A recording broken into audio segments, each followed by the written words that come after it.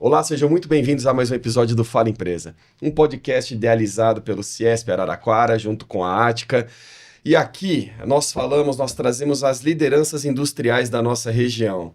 Nesse episódio, estamos com Reno Bezerra, CEO da Itaipu Transformadores e do Grupo SAB. Reno, seja muito bem-vindo, cara. Um prazer recebê-lo aqui. Muito obrigado, Júnior. Reno, vamos lá, falar um pouquinho do movimento da indústria. Queria entender o que você, a sua percepção e a sua opinião, tendo em vista que você está no setor elétrico, algo que é visto como um termômetro do desempenho industrial no país. Assim, quando você olha para o cenário atual, o que mais mudou na forma de fazer a indústria, por assim dizer? O que você entende assim dessas mudanças dos últimos anos em relação à indústria? Um foco um pouco maior ali no setor elétrico. Acho que basicamente o que mudou foi a globalização de um modo geral, né? Globalização da informação, a velocidade que as coisas estão andando hoje. E aí eu coloco o seguinte: se você hoje quer ter uma indústria de ponta, você tem que esquecer regionalismo e problemas locais, né? Você tem que estar focado no mundo e naqueles que podem ser exemplo e uma meta para a tua empresa também. Bacana, isso também traz uma outra questão. O que você entende da questão da inovação na indústria? Vamos falar do setor elétrico. Você acha que isso está muito focado nos grandes centros ou a gente já conseguiu trazer isso para o interior? Pensando que o interior de São Paulo tem um destaque muito grande na indústria, né? Na potência, na inovação. O que você percebe sobre isso? Não, a inovação já tá difundida, né? Nós somos uma empresa que fabrica transformadores na Itaipu. Tem outras empresas no grupo, a gente pode falar um pouco mais tarde, mas a Itaipu, por ser uma empresa do setor elétrico, é uma empresa que demanda tecnologia, né? E aí, hoje, toda essa parte de inovação, nós já estamos lá dentro, né? Então, para a gente hoje é muito tranquilo essa questão de inteligência artificial, é muito tranquilo os monitoramentos que a gente faz com sensores no setor produtivo, RFID, nós temos algumas coisas com RFID, QR Code é usado normalmente dentro da empresa. Então, assim, temos uma área de P&D dedicada a desenvolvimento de novos produtos, novos processos também, e tudo isso está suportado pelas melhores práticas aí. Hoje a gente tem, inclusive, alguns projetos internos onde a inteligência artificial está nos ajudando, por exemplo, no gêmeo digital. Então, o gêmeo digital, o que que é? É você colocar na forma digital o que é a tua fábrica. Então, você simula layout, simula colocar mais funcionário, tirar mais funcionário. E o mais legal disso aí é que você entra no esquema de learn machine. Porque a Uhum. inteligência artificial Vai aprendendo. é legal, mas quando você começa a ensinar a máquina, a coisa Vai mais rápido. vai mais rápido. Até voltando um pouco aqui, Bruno, e aproveitando a presença do Reno, e para quem tá ouvindo a gente aqui agora, para que ele pudesse falar um pouquinho, né, quem é Itaipu Transformadores, o que faz, né, de onde vem tudo isso, acho que é importante para quem tá nos assistindo, nos ouvindo aí, até para entender um pouquinho quem que é o Reno e quem que é Itaipu. Que já é uma longa história, né? São 50 anos de estrada Itaipu. É isso aí. Itaipu é uma empresa de 50 anos, ela nasce em 75 em Indaiatuba. Depois, 2 anos depois, ela muda para Campinas e em 2004 a gente muda definitivamente para Itápolis, aonde estamos desde 2004 e certamente não sairemos de lá, porque o complexo industrial cresceu muito. E o Reno está na Itaipu desde 2005, né? Eu venho do Ceará, e aonde trabalhei até então como executivo em grandes empresas, Grupo J. Macedo, etc. Então, a Itaipu, eu assumi a direção geral em 2020 e vamos dizer, a receita do bolo está dando certo, porque nós tivemos um crescimento de quase 3 vezes em termos de faturamento, de número de funcionários e etc. 2005 entrou como sócio da Itaipu. Já entrei como sócio minoritário, ainda sou minoritário, tenho um sócio, o Renato. Quando eu entrei, nós éramos 3, em 2020, eu e o Renato compramos a parte de um terceiro sócio.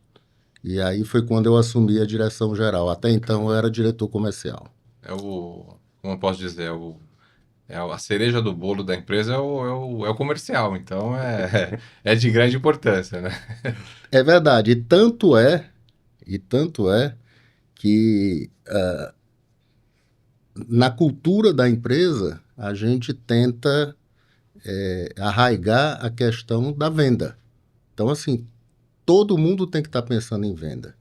Essa fala é uma fala do João Adib, mas que eu gosto muito. Jurídico tem que pensar em vender, financeiro tem que pensar em vender, então na liberação de crédito tem que correr, porque é o começo de tudo. A empresa né? sobrevive disso. É o que gira, né? É isso aí. É isso aí. Bacana. E falando sobre a inovação, né? Você comentou que vocês têm uma área de P&D consolidada. Eu não sei se todo mundo sabe, já reparou nos transformadores dos postes, aquele verdinho, né? Eu acho que esse foi um entendimento bem interessante na questão da inovação, né? Em conversa aqui em paralela, você me disse que vocês tiraram o óleo mineral e colocaram óleo vegetal, né? Para que as pessoas entendam o que é essa mudança, né? Para a gente parece simples trocar um óleo por outro, mas o que isso traz e qual que foi a importância para Itaipu em relação a isso? Vamos lá, vamos voltar no tempo aí. Esse projeto nasceu num P&D da ANEEL. Vocês sabem que a ANEEL ela exige, pela lei das concessões, nas empresas concessionárias de energia elétrica, ela exige que seja gasto um percentual X do faturamento em pesquisa e desenvolvimento. E nós começamos esse projeto com a CPFL. E foi um projeto de sucesso porque ele passou por todas as fases do programa da ANEEL.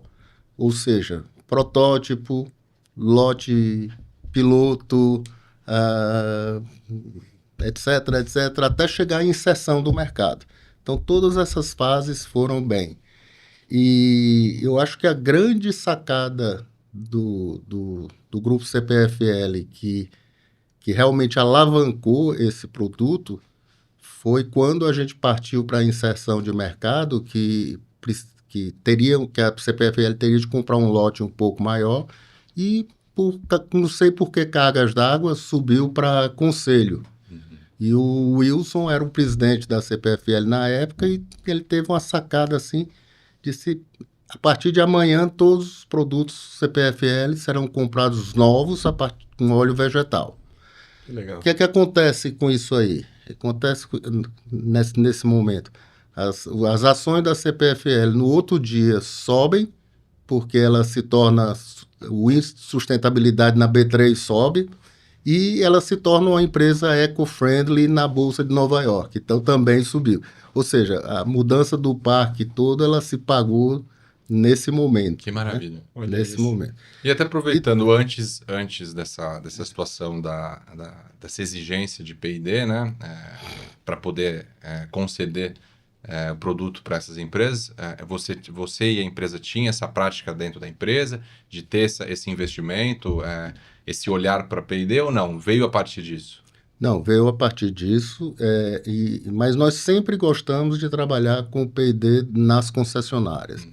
Então, tem vários P&Ds curiosos até, né? Mas eu queria voltar um pouquinho na história do óleo vegetal, porque qual é a grande vantagem do óleo vegetal? Você sai de uma base de óleo mineral, que é petróleo, para uma base de óleo vegetal, que é soja, na sua grande maioria, mas pode ter outras bases.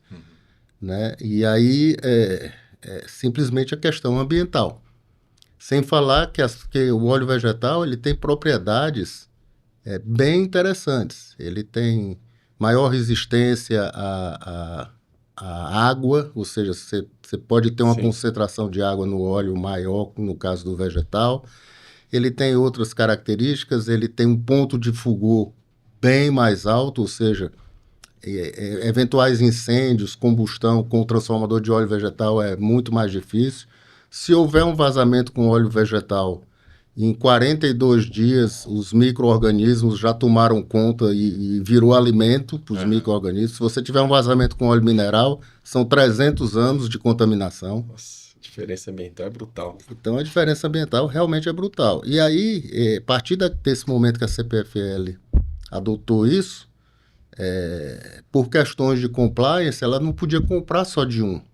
E aí nós fomos meio que obrigados a licenciar os nossos concorrentes. E aí, mas foi bom, porque isso se tornou uma prática de mercado. E hoje, para vocês terem uma ideia, só a Itaipu, no ano passado, tirou 3,5 milhões de litros de óleo mineral do mercado. Nossa, Que coisa. sensacional. Vê a importância da P&D. E aí uma coisa puxa a outra, né? Em 2024 nós fizemos uma captação no mercado, captação financeira, de 250 milhões de reais com nota comercial com selo verde, em cima do projeto, do transformador com óleo vegetal. E isso é legal também para a empresa, do ponto de vista de taxa, o mercado não está remunerando isso. Então, o selo verde ele é importante no sentido de colocar a empresa num outro patamar. Não é nem só sustentável, como também é mais, como pode dizer, mais benéfico a questão financeira. Traz todas as frentes. Exatamente. Aí as pessoas não param para pensar, né? O agro está dentro do transformador. Está dentro Tá do dentro do transformador. Sim. Aproveitando o gancho, Reno, essa parte da captação que você mencionou agora, era um objetivo da empresa? Estava vislumbrando alguma expansão? Qual que foi o real motivo que chegou a isso? Particularmente essa captação foi para aquisição de uma empresa do grupo SAB, né? Que é a Pextron.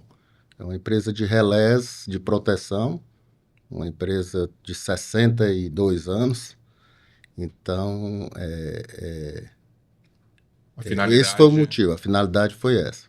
E a gente acabou fazendo um processo competitivo, bem legal, tinha um advisor no meio, e acabamos pegando mais 100 milhões num outro banco, com taxas muito parecidas, e aí esse sim para capital de giro. Que essa é a dor do crescimento, né? Não adiantava só ir lá e comprar a empresa, né? Tem que ter caixa para sustentar depois, né? É isso aí.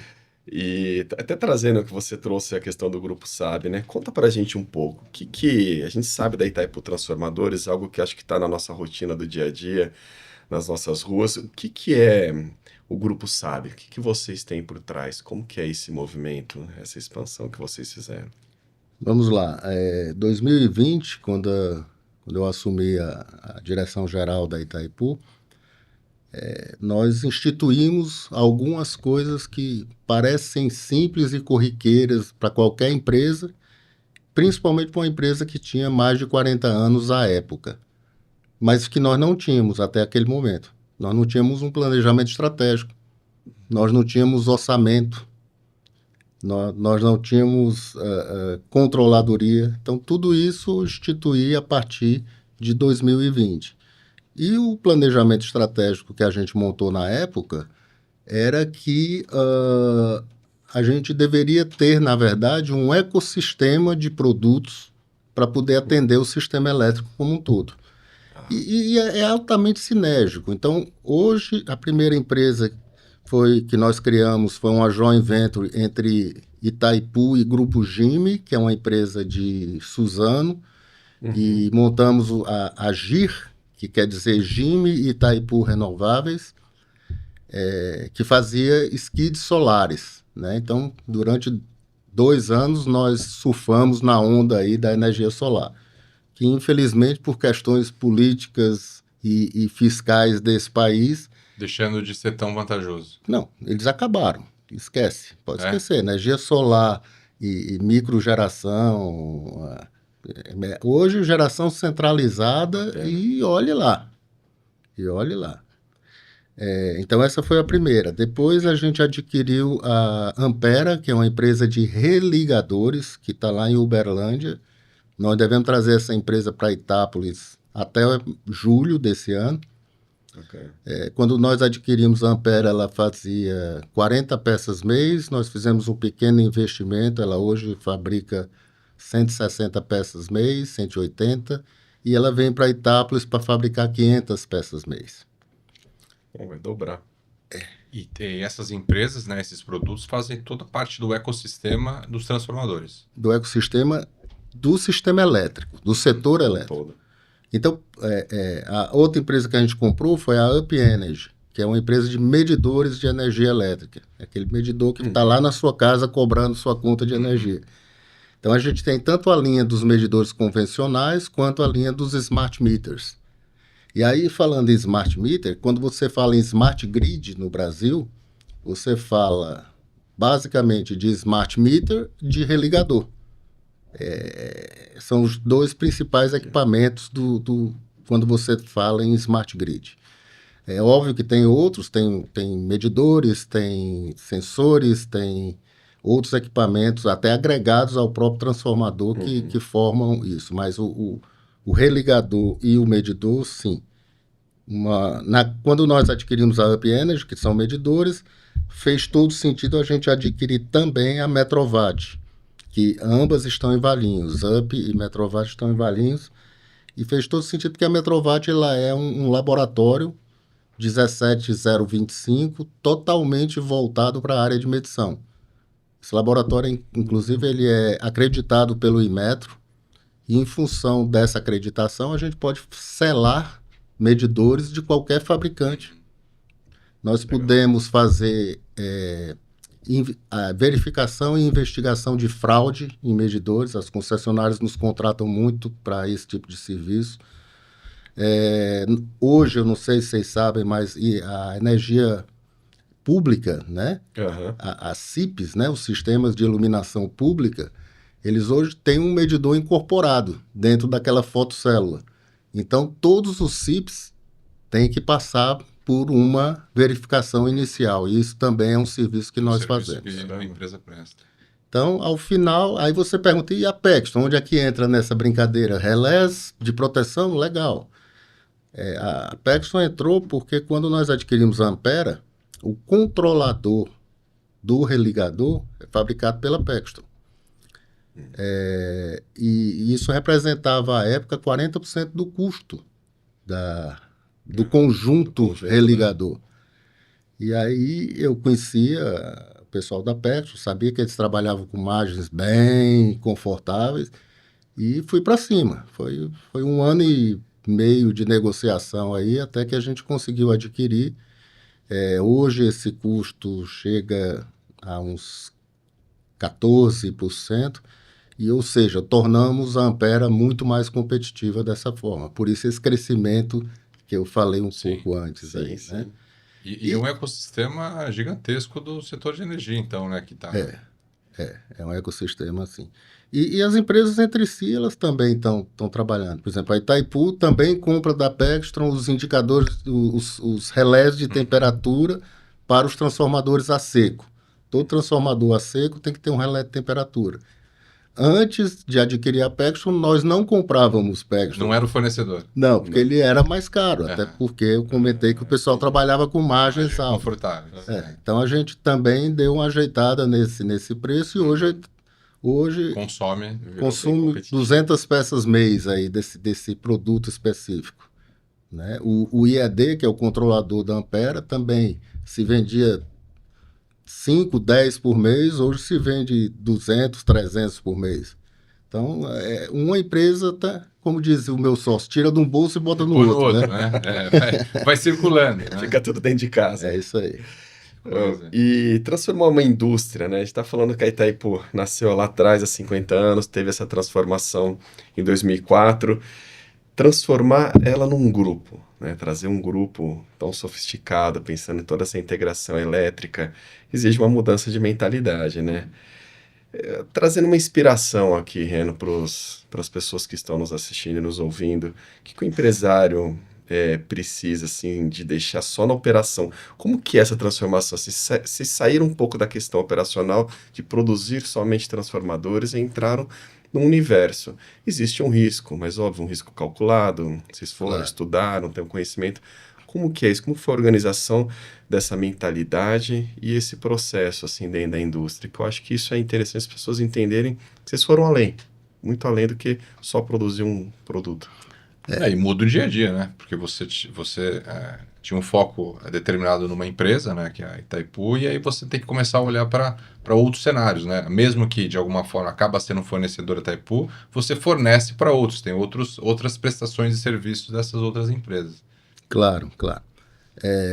Vamos lá, eu falei um pouco lá atrás que tudo começou há 5 anos com planejamento estratégico. A gente vislumbrou naquele momento que o setor estava carente. As concessionárias nos pediam, porra, fabrica religador, fabrica regulador de tensão, fabrica medidor. Então, assim, Tinha uma carência, gente. tinha uma carência, Uma né? oportunidade. Tinha uma oportunidade. E aí a gente, vamos dizer, a gente teve um mérito, sem falsa modéstia, de identificar empresas pequenas, mas com grande potencial. Então, com exceção da Paxton, que era uma empresa consolidada, todas as outras eram empresas de 2 anos, 3 anos que estavam no mercado. Entendi. Então, a gente sai de... Foram empresas que foram relativamente baratas para se adquirir, mas que estão com um crescimento estúpido. A Estavam bem Ampera, consolidadas. a Ampera de 23 para cá, ela cresceu... Bom, e final de 23, ela faturou R$ 1.200.000. Final de 25, ela faturou 45 milhões. Nossa Senhora. O budget desse ano é 107. Nossa. Então, são empresas que têm Sim, tudo para sim, crescer. tinha Né? Crescer e Enorme crescer crescimento. rápido. Realmente está carente. Perspectiva de alta escala, então já... Sim, sim, sim. E aí você, lógico, o planejamento que você disse antes estratégico, já ouvia essa carência e essa possibilidade de olhar para esses mercados novos, então. Exatamente. E aí, a galinha dos ovos de ouro é a Itaipu, né? Então, a Itaipu adquiriu todas essas empresas, isso a partir de 2020, 2023, e aí, final de 23, começo de 24, nós vislumbramos a questão do Grupo SAB. Uhum.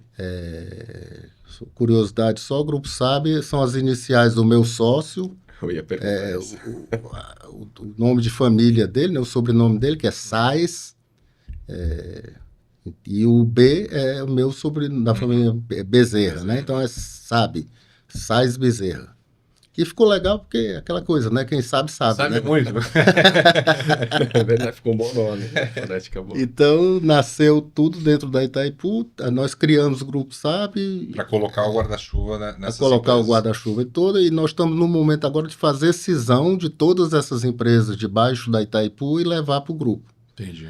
Criamos um centro de serviço compartilhado, onde alguns setores atendem todas as empresas. Então, hoje, financeiro é tudo no centro de serviço compartilhado, contabilidade é tudo no centro de serviço Está compartilhado. conseguindo centralizar Então, todas as indústrias. já está centralizado. Tudo isso lá em Itápolis, vocês centralizam. Tudo isso lá em Itápolis. Que as outras empresas ainda continuam espalhadas. Sim, Vale sim. isso, Onde que são essas outras empresas? Que cidades que são? A Ampera de religadores é em Uberlândia, Minas. A Up Energy e a Metrovat estão em Valinhos. E a Pextron está em São Paulo, capital, Tá. no coração de Moema, Que é a mais antiga. que é a mais antiga. E ela está lá até hoje Curioso. porque é uma empresa de eletrônica, basicamente. Os relés são todos eletrônicos. Então, não tem barulho, não tem Sim, poluição, por não isso tem tá em nada, Moema, por né? isso que está em Moema. Tem um espaço. Está no meio dos prédios, cara. É isso aí. É isso aí. Sensacional. Bom, tendo em vista todo esse desafio que vocês montaram com o Grupo SAB, uma percepção sua, Renan, você lida muito com outras empresas, faz parte do próprio Ciesp, vai em eventos, etc. O que você sente, assim, que o empresário brasileiro hoje ele está mais cauteloso ou ele percebeu que quem para de investir acaba ficando para trás? Qual que é a sua percepção dentro de todas as dificuldades, né, que os desafios que nós temos aqui referente à indústria? Eu vou fazer uma analogia aí com a questão de mão de obra. né? Mão de obra, eu converso com todos os empresários, é um problema para todo 100%. mundo, né? 100%. Fala-se mais de mão de obra do que da Copa do Mundo. Exatamente. Exatamente, né? Exatamente. E aí, qual é a analogia que eu vou fazer? Nós temos, por política também, treinar. Treinar os nossos empregados. E aí a gente, de vez em quando, perde esses empregados para o mercado. Aí, conselho, às vezes, me questiona, pô, mas precisa gastar tanto em treinamento e tal? Você tá O perdendo conselho todo não, um conselheiro. E aí a resposta é sempre a seguinte, cara, é muito melhor a gente treinar e perder para o mercado do que não treinar e deixar o cara Deixa aqui ele dentro. aqui, né? Lógico. Exato. E aí essa questão aí do investir ou não investir é a mesma coisa. Então, é óbvio, você não pode dar o passo maior do que as pernas, né? Uhum. Mas você tem que manter o nível mínimo de investimento para se manter atualizado nas Porque se tendências ficar tecnológicas. parado, acaba sendo engolido, né? De Não, alguma forma, né? certamente, com toda Com certeza.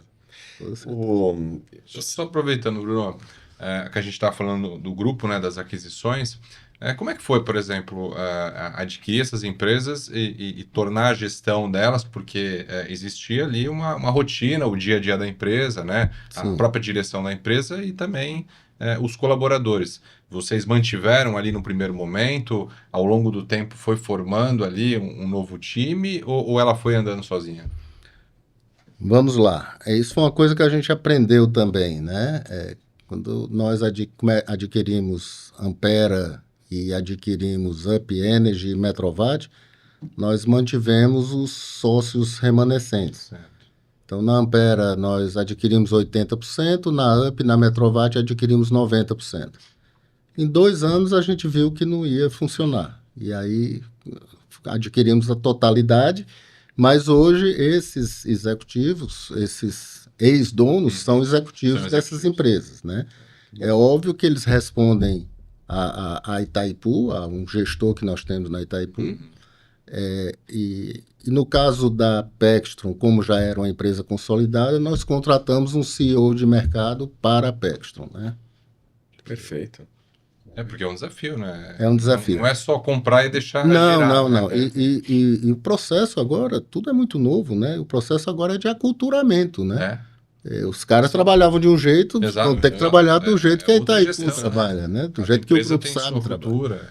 Exatamente. Então, Vocês também respeitaram e deixaram pessoas que construíram também essas empresas, né? Dentro sim. delas, para aproveitar. Mas expertise. são empresas, assim, que, com relação a pessoal, vamos dizer, pelo menos as pessoas chaves, a gente acertou. A gente acertou. bom, São pessoas bacana. bem competentes em todas as empresas. Até trazendo esse ponto de vista em relação às pessoas, né? Que a gente está falando aqui da mão de obra, etc. Itaipu está numa cidade, a gente sabe o tamanho da Itaipu, tem muitos colaboradores, está numa cidade pequena. Itápolis, uma baita de uma cidade, capital do sorvete, uma cidade muito organizada, muito bonita. Mas como que é o desafio, né? Eu converso com outras indústrias que estão em pequenas cidades e é difícil, até aqui em Araraquara, a gente vê indústrias buscando, né, na região colaboradores, levando ônibus, leve e traz o dia inteiro. Como que tem sido esse desafio lá em Itápolis? Vocês acabam contratando pessoas da região também? Quem sabe a população é pequena, a empresa é grande, como que funciona esse desafio? Eu acho que muitas empresas passam por isso. Só um exemplo, eu trabalhei com uma usina, essa usina buscava em mais de 20 cidades colaboradores todo santo dia, porque não conseguia, estava numa cidade de 5 mil habitantes, Sim. e não conseguia essa capilaridade. Então, como que é esse desafio com a Itaipu? Vamos lá. Itaipu, falando só em Itaipu hoje, lá em Itápolis, nós temos 1.100 funcionários. Então, o desafio começa na responsabilidade social que a gente tem para com o município, né? Com certeza. Então, são 1.100 funcionários, você colocar os indiretos aí, você chega fácil a 4.000, que é 10% da população do município. Que responsabilidade. Então, a responsabilidade social tremenda com isso aí. O negócio tem que continuar andando e tem que continuar dando certo, né? E essa questão é igual. A gente busca nas cidades da região. Eu tenho hoje ônibus buscando gente em Ibitinga, em Tabatinga, em distritos de Itápolis, como Tapinas. Então, tem Tem que buscar. mesmo tem que buscar. Né? Às vezes... E, de novo, aquela coisa que é comum para todas as empresas, né? É a falta de mão de obra, entre aspas, né? Eu tenho aberto todo mês entre 30 e 50 vagas. Vaga tem. Entre 30 e 50 vagas. A gente tem acompanhado o ranking de empregabilidade no estado de São Paulo e ele segrega, inclusive, por setor. Então, setor de transformador, Itápolis, por 2 anos seguintes, é o maior empregador da área de transformadores no estado de São Paulo. Olha isso. Que coisa. Sensacional. Você vê, a oportunidade tem, né? Basta também as pessoas quererem Não, buscar, se Acaba capacitar. sendo um pouco de dor no crescimento também, né? Porque às vezes você precisa crescer e você, consequentemente, precisa de mão de obra. Lógico, a gente falou de inteligência artificial, falou em tecnologia, tudo. Lógico que isso agrega e nos ajuda a acelerar alguns processos, minimizar de alguma forma alguns setores, né? Sim. Mas, assim, a gente precisa, né? A mão de obra, ela ainda é substancial para o crescimento. Então, claro. isso às vezes impede a gente de fazer novos investimentos, novos projetos, porque a gente está sempre correndo ainda atrás de novas vagas, de qualificação também, né? A gente tem a cultura dentro da empresa, né? De falar assim, não falta emprego, né? Falta qualificação. Então, também tem um outro lado, né? A gente sempre espera ali uma boa vontade, lógico, é de toda a empresa também conceder e investir em treinamento, né? Você quer um cara bom dentro da tua empresa, você precisa investir também nele, né?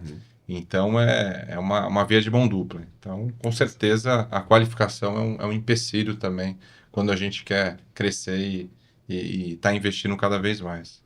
É verdade. E até puxando um gancho que o Renato trouxe aqui sobre inteligência artificial, a questão dos colaboradores, desse treinamento, como que está hoje, né? Você contou um pouquinho para a gente no bastidor aqui sobre a questão da inteligência artificial dentro da tua empresa, né? Do grupo como um todo. Como que está essa relação entre a IA e a automação industrial também? Como que você sente isso? Que isso tem sido um grande desafio da indústria.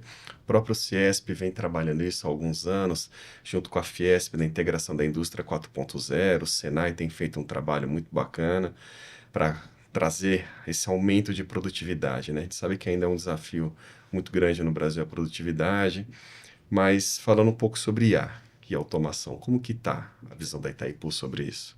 A gente trabalhava de forma desorganizada, né? A área de marketing era muito boa nisso, a parte de inteligência de mercado usava muito, e aí o pessoal da automação, da indústria 4.0 começou a usar. Se interessar. E aí nós dissemos o seguinte, nós precisamos organizar esse negócio. Então nós criamos uma área, na verdade está sendo estruturada, para que a gente centralize isso, a começar para ter uma política de inteligência artificial dentro da empresa. Para ter uma questão de cibersegurança pesada em cima dessa inteligência artificial. Que é importante. Que a partir do momento que você começa a usar isso dentro dos processos, para baratear custo e etc., você está entregando a receita de bolo. Né? Então, concedendo dados. Né? Esse negócio de OpenIA, esquece. Então, você tem que trabalhar com outras vertentes. Então, de novo, como é tudo muito novo, a gente está estruturando, mas a gente está bem antenado nessa coisa. Há uns 3 anos atrás, eu li um artigo que dizia o seguinte, o CEO que não entender de inteligência artificial está fadado ao fracasso. Eu não entendo, mas tem um monte de gente na empresa que entende. Basta ter a pessoa certa ali do teu lado que entende. E é impressionante como evolui, né? Coisa de... eu tive a oportunidade de passar uma semana nos Estados Unidos e 2 semanas, na verdade. Uma num treinamento mais intensivo e outra no Brasil Week, lá em Nova York. E participei de vários eventos. Todos, sem exceção, começavam falando de inteligência artificial. É um tema... E aí, para a felicidade nossa, inteligência artificial puxa data center, que puxa energia, né? Pronto. que puxa transformador. E vai precisar de muito em Isso transformador, aí. porque principalmente na política nacional de trazer data centers para o Brasil, né? Isso vai fortalecer muito aqui. E trazendo assim, um pouco desse ponto de vista da força da indústria, né? A gente falou de várias questões aqui da Itaipu. Algo que o nosso presidente do CIESP, o Rafael Servoni, trouxe assim, uma frase que eu sempre falo muito, né? O CIESP, a indústria tem que ser, né, do interior para paulista, não da paulista para o interior, que a gente sabe que a força do interior de São Paulo, principalmente a nossa região central aqui, é muito dinâmica, temos grandes indústrias, assim como Itaipu. Como que você enxerga hoje assim, essa questão todos os fornecedores que você falou, as empresas que você acabou adquirindo do grupo são de interior do estado, tirando a que está lá em Moema, na capital. Mas você acha que o interior de São Paulo é subestimado quando você conversa, entende, ou você acha que a gente já atingiu o respeito, o protagonismo que Não, realmente merece? já atingimos, sim. Já atingimos. Quando a gente fala Itaipu, então onde está Itaipu? Ah, está lá no interior de São Paulo. Puxa, o interior de São Paulo é punjante mesmo, né? Como é que funciona isso? Deu certo, né? E apesar do nosso agro no estado de São Paulo ser muito forte, a indústria é muito forte. E no interior, né? E no interior. A gente tem polos aí, Araraquara, Cravinhos, tem vários polos industriais, Mogi. Então, Sensacional. sensacional isso aí. Ah, bacana. É bom ouvir isso, né? Sabendo que a nossa casa aqui está cada vez mais forte. O interior para a indústria, tanto é que assim, no nosso mercado, né, de mercado financeiro, né, de buscar indústrias, de trazer novos clientes, quando a gente conversa com outros parceiros concorrentes da capital, eles estão sempre olhando aqui para o mercado interior, né? Sim. Então eles ficam sempre rodeando aqui, né? Então isso já mostra que a força da indústria é uma capacidade financeira de gerar negócio, gerar emprego e tantas outras coisas absurdas. Então, E é diversificado, né? não, completamente. Completamente. Isso eu acho que ajuda bastante, principalmente na nossa região.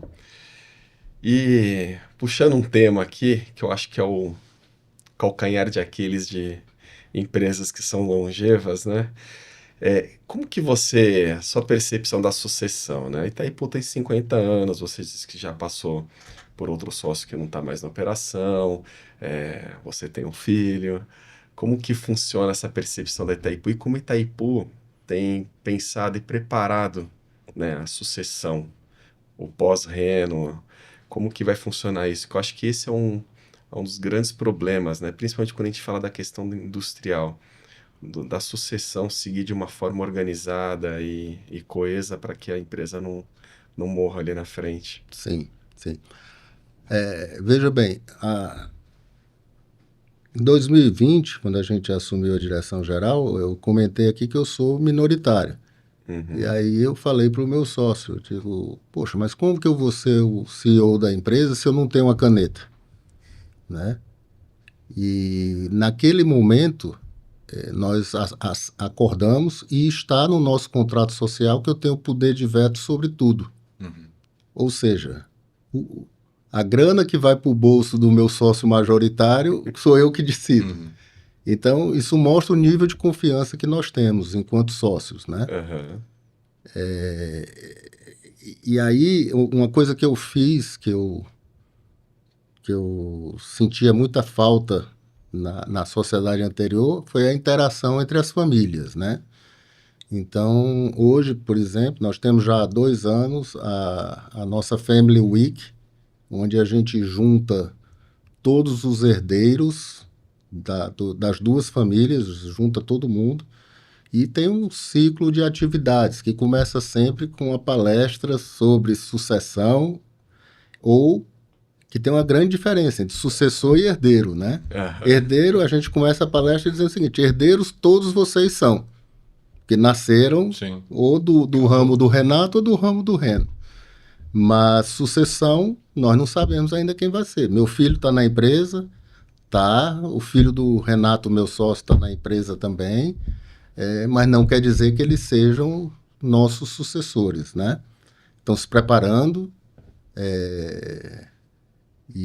mas nós temos o nosso acordo de cotistas, e na falta de um dos dois, nós temos acordado de como isso vai ser tratado. Então, assim, eu acredito que a gente está num caminho certo. Estamos tentando aí fazer um planejamento tributário já para poder eventualmente fazer doação de cotas das empresas, etc., em cima de uma holding empresarial. Já temos cada qual suas holdings patrimoniais. Então, assim, acho que a gente está num caminho certo. E a questão da sucessão, ela está ligada ao cara estar preparado ou não. Uhum. Né? E até aproveitando, Renan, às vezes não é nem questão de alguém assumir a sucessão, mas por estar na empresa, conhecer a empresa, né? Porque pode vir um profissional de fora, alguém mais qualificado, preparado, mas com sucessores entendendo o negócio, né? Você consegue sentar na mesa e falar de igual para igual, né? Senão você fica sempre vazio só ouvindo, né? Então, isso já é um passo bem importante. Não, isso é importante. O caso do meu filho, ele é advogado de formação, ele está conosco há 5 anos. Os 3 primeiros anos, a mesa dele era do lado da minha, então eu ouvia todas as reuniões dele, ele ouvia todas as minhas reuniões. Terminadas as reuniões dele, eu fechava a porta e fazia aquele trabalho de mentoria. Cara, você fez isso, podia ter feito dessa forma, teria sido melhor falar assim e não assado. Então, assim, isso foi muito bom para o desenvolvimento dele. Depois ele assumiu a direção, até então ele estava como advogado, aí depois ele assumiu a direção do jurídico e compliance, e nós entramos num processo grande de governança nesse momento. Ele assumiu tudo isso. E em abril do ano passado, aí eu sacaneei de vez com ele, né? Porque nomeei ele diretor de pessoas e compliance. Ou seja, RH, setor pessoal, segurança do trabalho, jurídico, ESG, tá tudo debaixo dele. Só o fácil, né? Então, problema ele tem todo dia para resolver. Muito. É isso aí. Bacana. E você sente assim que esse sangue novo tem uma percepção, uma mentalidade diferente daquilo que era o Reno antigamente? Você sente que já tem uma percepção diferente da vida, do mercado? Eu acho que isso que traz essa inovação. Fala um pouco do sangue. E até aproveitando, né? O Reno veio da formação de engenharia elétrica, né? Isso. Trabalhou lá no passado no ramo, então já trouxe uma bagagem no passado, né? Mais novo, no mercado, né? Até chegar aqui. E aí, acho que complementando a pergunta do Bruno, teu filho já vem da formação de jurídico, né? Então já é um outro universo, outro mundo. Com certeza tem uma mudança ali de ambiente completamente diferente. Mas eu acho que o importante nisso aí é que a nova geração, tanto o meu filho quanto o filho do meu sócio, o filho do meu sócio hoje está na direção comercial, ele é o diretor comercial da empresa. Acho que o importante aí é que os dois tenham absolutamente arraigado dentro deles a cultura da empresa. Com certeza. Entendeu? Isso é o mais importante. Porque o difícil de você encontrar lideranças não está em você encontrar uma pessoa capacitada. Tá difícil, tá também. Sim. Mas, além disso, é a questão do comprometimento.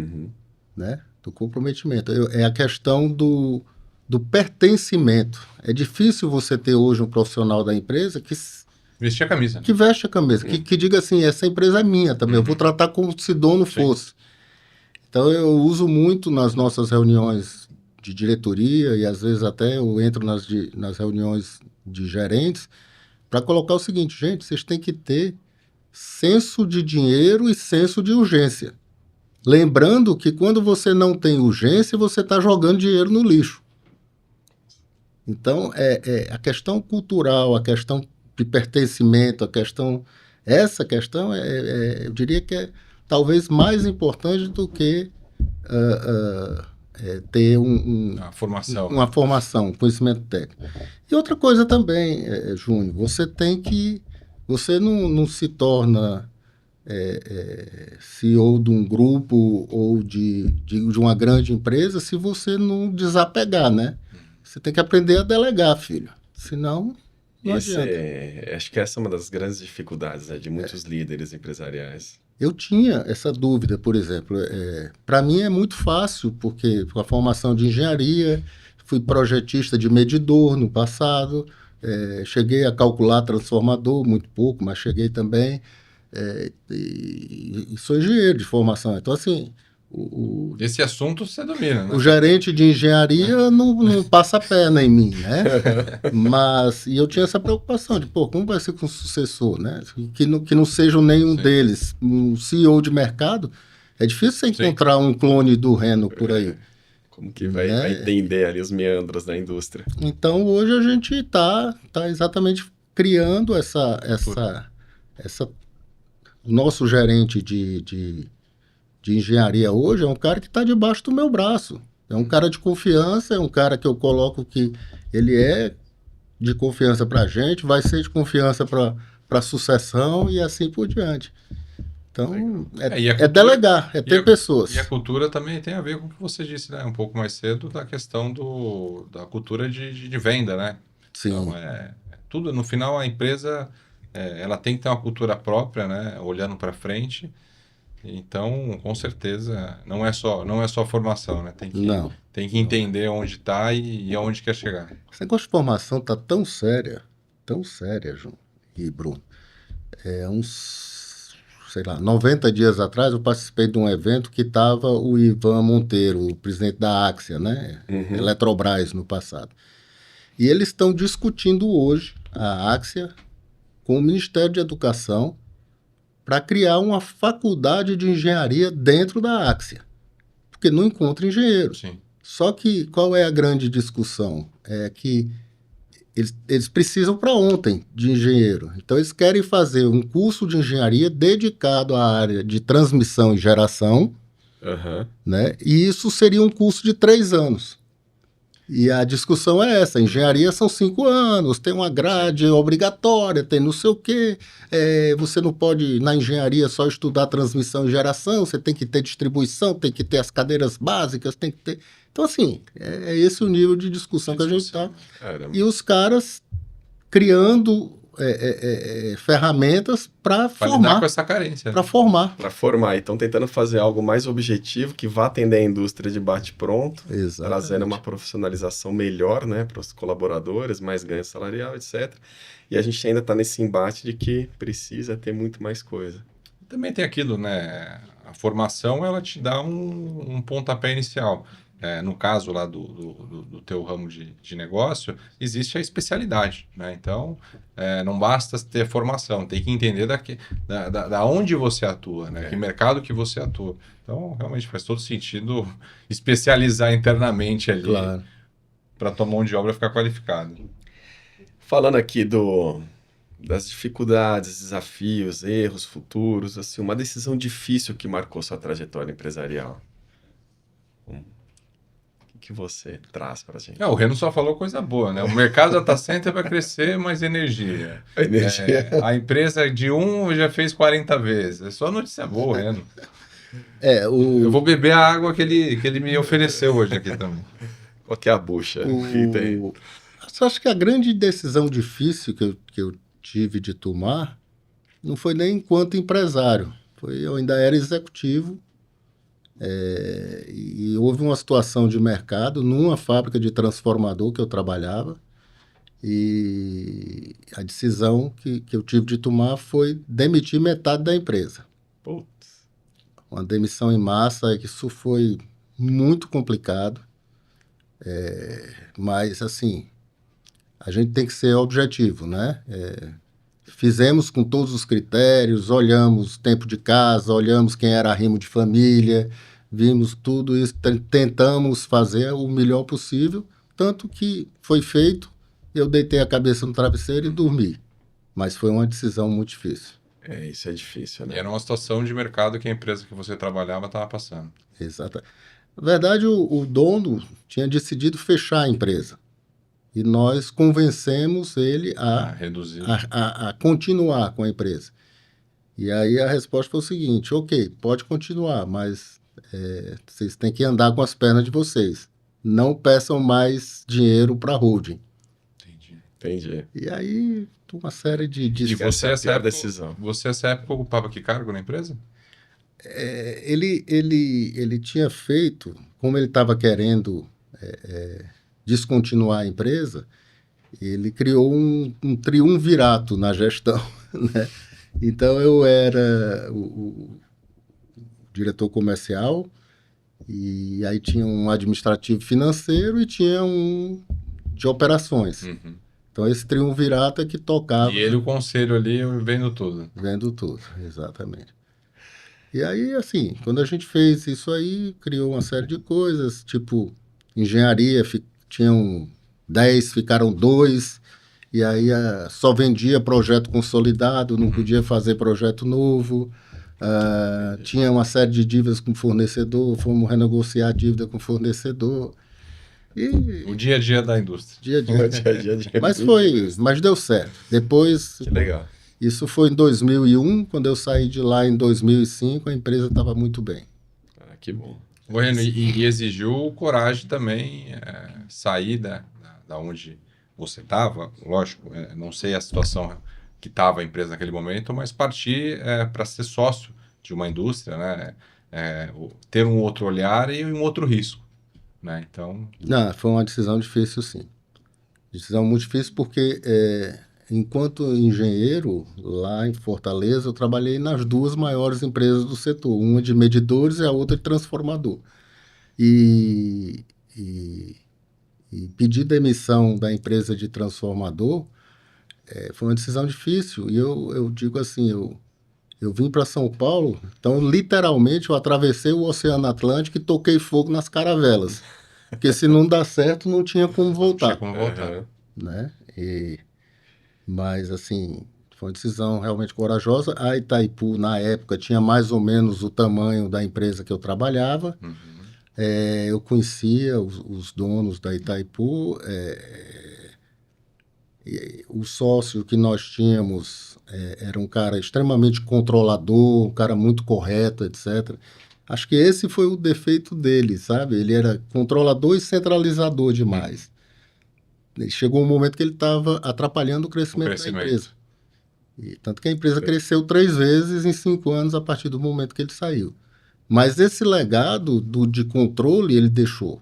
Então, uma empresa que não tinha problemas. Eu comentei que eu tenho um MBA em controladoria, entrei na contabilidade dele, estava tudo certinho, então sem problema. Empresa saudável, né? Já é uma vantagem.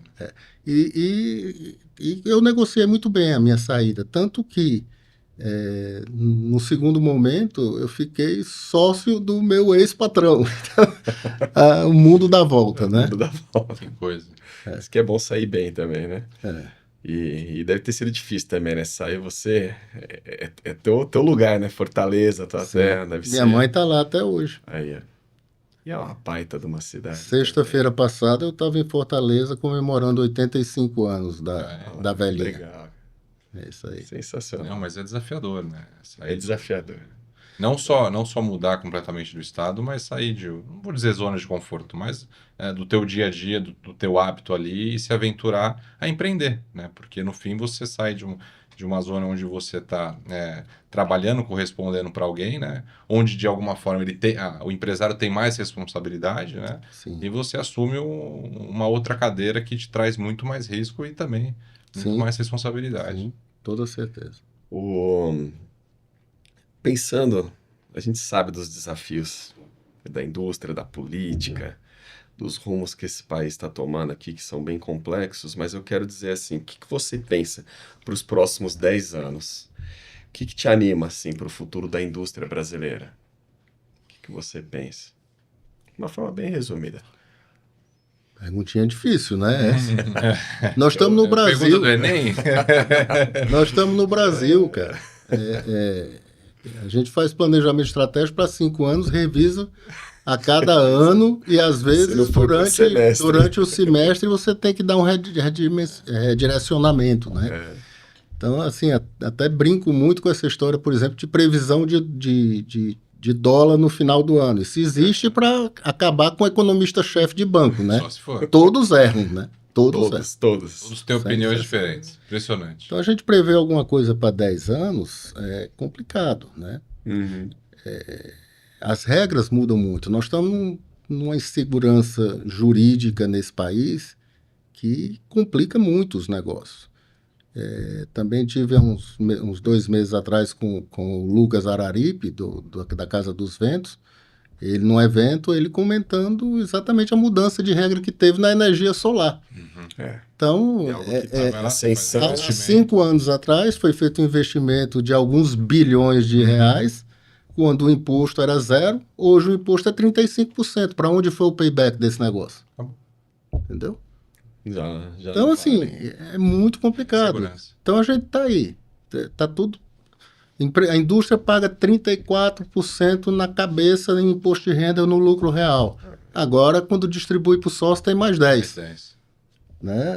O JCP já tinha 15% e falam em mexer também. Então, assim, nós trabalhamos 4, 5 meses do ano para pagar imposto. Isso realmente é difícil. Mesmo com a nossa nova reforma, novos desafios vão vir, mas ainda continua uma carga tributária alta. E a gente vem da novidade agora da escala, né? Saiu ontem aí que foi para plenário, então vamos ver onde vai vir essa novidade também. Isso aí, para mim, é um grande absurdo, um projeto eleitoreiro que nós vamos sentir a pancada depois. Né?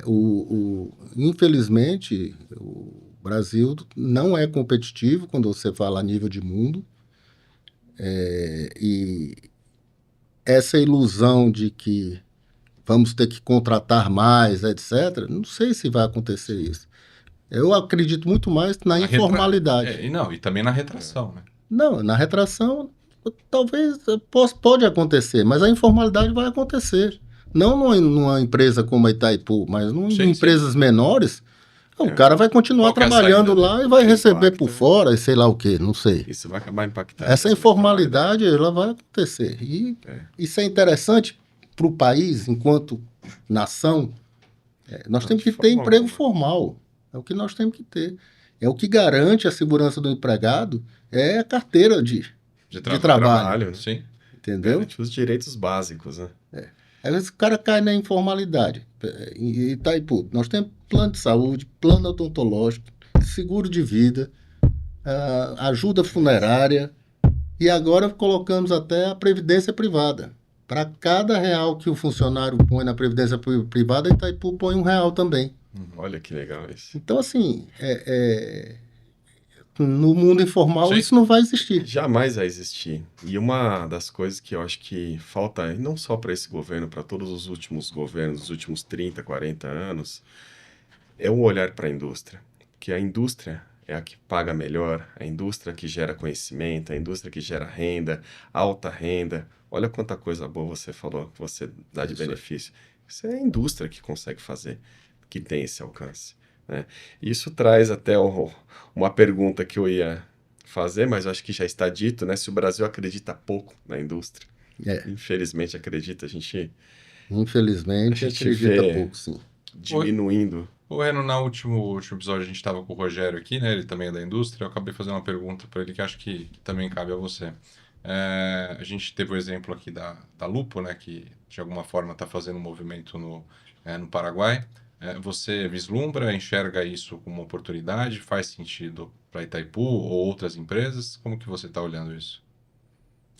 Eu vislumbro, eu estou fazendo conta, mas não na indústria, mas em alguns setores. Por exemplo, tem um setor importante dentro da indústria de transformador que é o corte do silício, que é o corte do aço que fabrica o núcleo, né? Então, é um centro de serviços, na verdade. Esse centro de serviços faria todo sentido ser no Paraguai. Mas a conta que eu estou fazendo é a seguinte: para que isso, vamos dizer, se justifique, eu teria de estar processando no mínimo 3.000 toneladas de silício lá, para ele se sustentar. E a Itaipu consome 1.200 toneladas mês. Então eu tenho um gap aí de 1.800 que eu tenho que arrumar cliente. Tem que arrumar cliente. E aí, o cliente quem é? É o meu concorrente. Sim. E aí, fornecer para ele, né? fornecer para o meu concorrente, dando vantagem competitiva a ele, estou dando tiro no pé, né? É um negócio complicado. Haja matemática. Não, é muita matemática. É uma decisão diferente. É porque depois que você entrou no ecossistema da energia, né? Você tem os dois olhares, né? Tem um olhar da Itaipu, mas também tem o teu cliente de outras empresas acaba sendo seu concorrente. Né? É isso aí. É isso aí. Perfeito. O que você acha que, finalizando aqui a nossa última pergunta, o que você acha que falta para a indústria brasileira voltar a ser protagonista?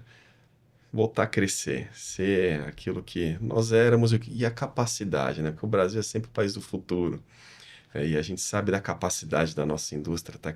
A Itaipu, várias indústrias de grande sucesso aqui na nossa região. A capacidade nós temos, nós somos capazes, a gente já sabe disso, mas o que você acha que falta para o Brasil, pensando na esfera governamental, a sociedade como um todo, acreditar na indústria brasileira? Acho que o ponto principal aí é a questão de taxa de juros nesse país, né? O dinheiro é muito caro aqui no Brasil. É muito caro.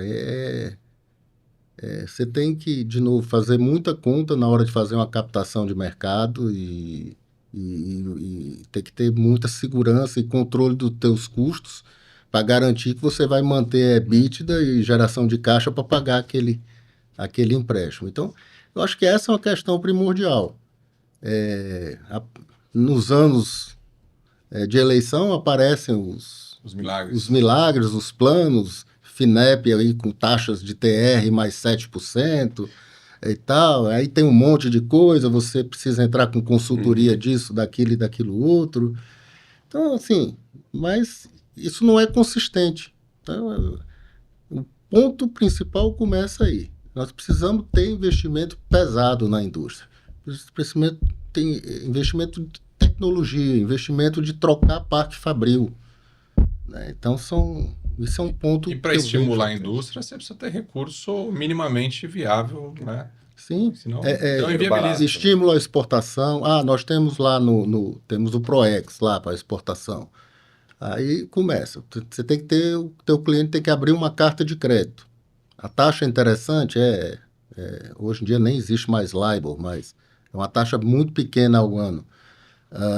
Mas o cara tem que abrir uma carta de crédito. E aí a carta de crédito normalmente é muito cara lá fora. Como é no Brasil também, abrir uma carta de crédito no Brasil. Então, assim, o próprio FINEP, você pega um recurso no FINEP, você tem uma taxa de juro bem abaixo de CDI, porém, você não sai do canto se não tiver uma carta de fiança, que também já te derruba o custo do negócio, te aumenta o custo do negócio. Às vezes concede, mas inviabiliza por outro lado, né?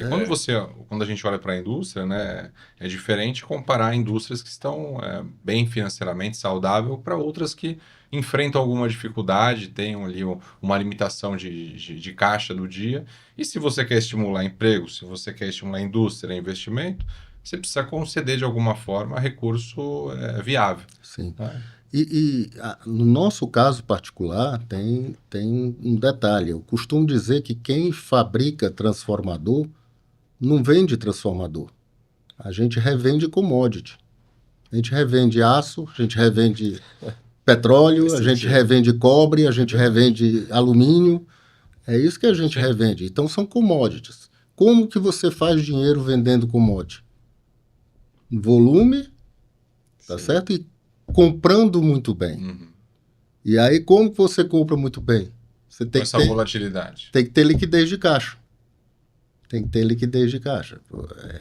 Comentei aqui do aço silício. O aço silício representa 45% do custo do transformador. Hoje, a usina nacional ela tem a capacidade de 5.000 toneladas mês. Só Itaipu consome 1.200. Então, Imagina uma WEG, uma Siemens, as grandes multinacionais que estão aí. Então, hoje, praticamente todo o aço que nós compramos é importado, né? E para comprar bem, Isso tem que impacta estar muito. com o caixa preparado, né? É isso aí. Então, aparece muito a compra de oportunidade. Por exemplo, a guerra, quando começou a guerra do Irã, nós temos um fornecedor em Dubai. E ele disse, o porto XYZ fechou, mas eu estou com uma carga no porto de Oman que o cliente está do outro lado da Europa e não quer mais receber. Te dou 15% de desconto. Onde você consegue 15% em dólar? Só que se eu não tenho 50 Sim. milhões de reais naquele momento, Você não eu pode, perco Você o não negócio. consegue, você perde um negócio que vai te ajudar muito, né? Exatamente. Esse negócio de energia é um negócio que cada dia está crescendo mais, né? Acho que talvez possa até depois encaixar isso no outro momento, né? Porque Então, meio fica- que a gente fica à já vontade, fez, fica à meio que a vontade. gente já fez o final. Mas, por exemplo, na empresa, na Itaipu, nós dividimos a área comercial em dois grandes mercados. Um que a gente chama grandes clientes e outro que a gente chama de mercado privado. O que é grandes clientes? Concessionária de energia elétrica, Petrobras e Companhia Vale. O que não é isso é mercado privado. Então, se o Bruno quiser comprar um transformador pessoa física, está no mercado privado. Uma Odebrecht, nos seus áureos Sim. tempos, quando comprava transformador, era mercado privado. Então, vamos lá. Esse mercado de concessionária, ele é um mercado regulado. Uhum. Regulado, agência, ANEEL, tudo. Então, assim, ou se acontecem investimentos. A coisa estava muito desregrada até 2 anos atrás, porque a revisão tarifária era a cada 4 anos e as concessionárias deixavam para investir no último ano. Atrapalhar o investimento. Então era um problema para todo mundo, inclusive para a concessionária. Agora não, mudou um pouco essas regras e eles estão investindo ano a ano. Então isso melhorou para todo mundo, né? Então esse lado ele é bem regulado. O outro lado, mercado privado, esse aí, meus amigos, é PIB. É PIB direto, na veia. Tá? Vamos fazer um parênteses. Qualquer país do mundo, para que ele seja autossustentável do ponto de vista de geração, ele tem que crescer a sua base de geração 1,2 vezes o que cresceu o PIB do país. Então, para facilitar a conta, você tem um PIB de 5%, você tem que crescer a geração 6%. Uhum. Aí você tem a geração, a transmissão, depois a distribuição. Nós estamos na distribuição. Como nós temos no Brasil um sistema totalmente interligado, um sistema elétrico totalmente interligado, a necessidade de transformador é muito grande. E aí, de linhas de distribuição, de linhas de transmissão. Então, aquele número que era 1,2 vezes na geração, quando ele chega na distribuição, você tem que crescer entre 2,5 e 4 vezes. Nossa senhora, é muita coisa. Então, é um volume grande. Então, voltando ao exemplo de 5% de PIB, se nós tivéssemos, faltaria fábrica de transformador no Brasil, faltaria fábrica de cabo, ou seja, faltaria até energia. Faltaria energia. E aí entra na outra questão, que é a questão de competitividade do país. Energia, hoje, no mundo, se um país quer atrair investimento, ele tem que ter uma infraestrutura pesada de energia. Então, energia hoje não é infraestrutura. Energia hoje é ferramenta de competição entre países. Né? A gente, do outro lado, acha que é só infraestrutura, né? A gente tem esse olhar de achar que é só infra. Só. É a base de tudo, né, para segurar. É isso aí. E você vê que o Brasil está bem competitivo nessa frente energética? Vamos lá. Em relação a outros países. Na geração, o Brasil fez o dever de casa. Né? Até por conta das renováveis, deu. Então, na geração. Aí nós temos problema na transmissão e na distribuição. Ponto. Né? Então, precisa reorganizar esse negócio aí. Entendi. Perfeito, Reno. Muitíssimo obrigado mais uma vez, viu? Isso aí. Olha, prazerzaço aqui, Reno, te receber. Eu não conhecia pessoalmente. Eita. E história muito bacana da tua empresa, história pessoal sua também Obrigado. muito legal. Corajosa, né? Por sair de outro estado e sair também da vida privada ali do mercado de trabalho e empreender também exige muita coragem. Então, parabéns e muito prazer. Obrigadão. Reno, queria te agradecer mais uma vez aqui por ter vindo, participar desse programa. Chegamos ao fim de mais um episódio do Fala Empresa, a parceria entre o Ciesp Araraquara e a Ática. E Reno, sensacional, muito bom ouvir sobre sua saga, sobre a sua história. A Itaipu, que é um grande titã aqui da nossa região. Você, como membro do nosso conselho, diretor estadual do Ciesp de Araraquara, tem feito aí um trabalho sensacional. Agradeço mais uma vez a sua presença. Muito obrigado. Obrigado, Bruno. Obrigado, Júnior. Prazer conhecê-lo, Júnior. Para mim também é um grande prazer. Aí. E acho que foi uma oportunidade legal, um bate-papo agradável. Eu espero que chegue aos ouvintes alguma mensagem boa. Não, eu tenho certeza que acho que aqui tem muito conteúdo bom que acho Tem que uma aula aqui. O Reno, aula, exatamente. O Reno é um mito da energia aqui.